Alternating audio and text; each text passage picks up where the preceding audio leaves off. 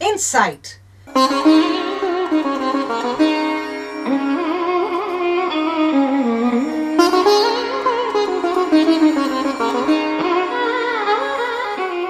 The first ever series to analyze the unexplored aspects and issues of Carnatic music.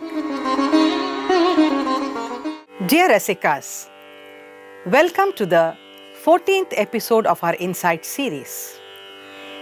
In the last two episodes, we had dealt with a very interesting subject of identifying ragas. This is one area which really excites Rasikas in the sense that when we go to a concert and the artist sings something and we are able to identify the raga, we feel very happy and excited as well sometimes. Here I wanted to point out to you again that while Rasikas do identify various ragas as maybe Begada, Kalyani, Bhairavi, Todi, etc., it is basically because of the soundscape, I repeat again, the soundscape that they are able to associate with when they are looking at a raga. That is, they are forming the imagery of the raga in the mind, and that's how they are able to identify these ragas.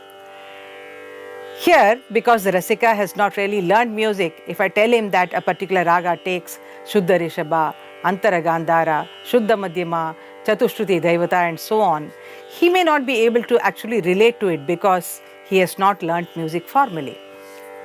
Now, extending the same soundscape concept to compositions, I would like to make a mention that Carnatic music has a vast variety of compositions as part of it.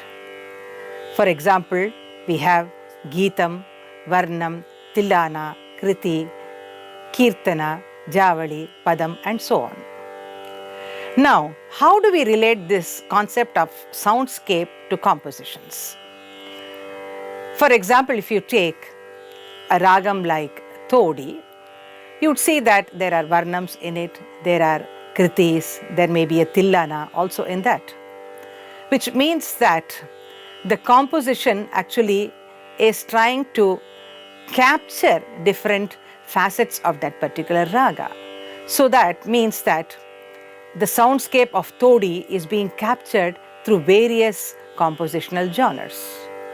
For example, if you take a ragam like Bhairavi, we see that there is a Varnam in that, there is Swarajati by Shyama Sastri, there are Kirtanas by umpteen number of composers. Now why? Everything is of course Bhairavi here. So why do we at all need so many compositions? Why do we need so many varieties like a Varnam, a Tillana, a Javali or a Kriti in the same raga? Why is it that though Tyagaraja has composed about 30 Kritis in Todi, we also have Sri Muthuswami Dikshidhar, Shyama Sastri again composing in Todi, and we have many more later composers also composing in the same Todi, which means that the ragam Todi itself has a vast variety of soundscape, and each composer tries to capture some glimpses of that beautiful soundscape of the ragam Todi, and this applies to every composition. First of all, again, another important thing is what is the role of a composition in the context of our music itself. As I always say, a composition freezes the raga for posterity, in the sense that though there may be so many ways of expressing a ragam, a particular composition captures a particular facet of that particular ragam. To give an explanation of what I said now, let us take a particular ragam, for example, Riti Gaula. If you take the ragam Riti Gaula, you see that the Aro and Avarana, for example, is Sagari Gama Nidama Ni Sa Sa Nidama Gama Pama Gari Sa. This is roughly the Arohana Avarona of Riti Gaula. Now, what is the role of a composition here in terms of defining Riti Gaula? Let's take an example of Janani Ninnu where you see Janani Ninnu Vina Amba Janani Ninnu Vina, or a composition of Swati Tirunal, Paripalayamam, Paripalayamam, Shri Paripalayamam, Shri Padmanabha Murare. Or another composition of Tyagaraja, Bale Balendu Bhushani Bale. So in all the three compositions, we saw that the Kriti as such tried to bring out the most essential aspect or the most essential phrase of Riti Gaula in terms of Ne, Ne, Sa. And then through the composition, we also see how Sa, Ni, Da, Ma, Ga, Ma, Pa, Ma, Ga, Ri, Sa. That Gama, Pama, Garisa is actually not a very frequently used phrase, but it adds a beautiful aesthetic touch to the ragam. So you also see that in these compositions, very sparingly at some points, Gama, Pama, Garisa is used. For example, Paripalayamam Shri Padmanabha Murare Gama Pama Garisa. So that particular phrase has been captured here. So that way we see that a composition is very, very vital in terms of capturing the essence of the raga. But again, as I said earlier also, a raga is such a vast ocean, and probably every composer can take out only a few drops from that ocean when he composes a song. And no composer can ever say again that, oh, through this composition I have captured the entire Todi, or through another composition I have captured the entire Bhairavi and so on. He just is able to give us a small glimpse of the beauty of the ragam through his own composition. Now coming back to the importance of a composition in a music system itself, we see that in the context of Carnatic music again. When we sing an alapana, it is an abstract material in the sense that each time we are trying to create the alapana, it doesn't sound the same because we are using our imagination at the spur of the moment and trying to create patterns. And this also probably applies to the Viritam form, where you see that we take a particular lyrical material for expansion, and there also it is an extempore kind of a creation where you don't have any talam. You have a lyrics, you have a raga to it, but then you are not able to have any talam. So here again we will be discussing about what is the main role that a talam also plays in terms of a composition. We look into three segments now to see how a composition actually is able to give us a concrete picture in the sense. If you take the ragam Hamsanandi for example, let's look at a small alapana.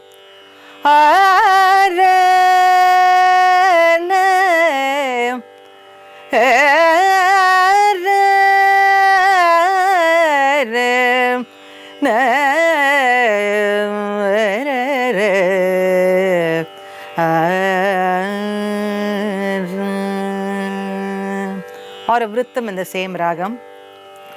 Pachai malai pol veni, Pachai malai pol பவளவாய் கபல செல்கள் பச்சை மாமலை போல் மேனி பவளவாய் கமல செல்கள். It can keep going on and on like this. But then, if you look at a composition in the same ragam, Srinivasa Tiruvenkata Budayai Jaya Govinda Mukunda Ananta Srinivasa.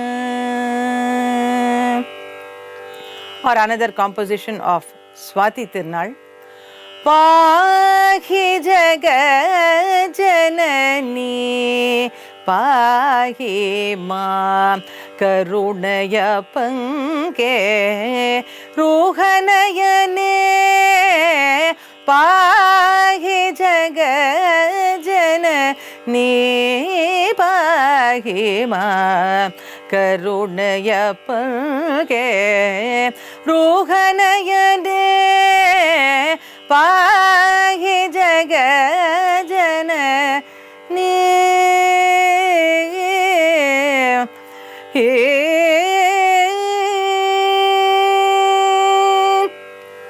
Now, all the three were only in Hamsanandi, but they differed much in the sense that the first was a raga alapana where we used syllables like tadarina, nana and other things.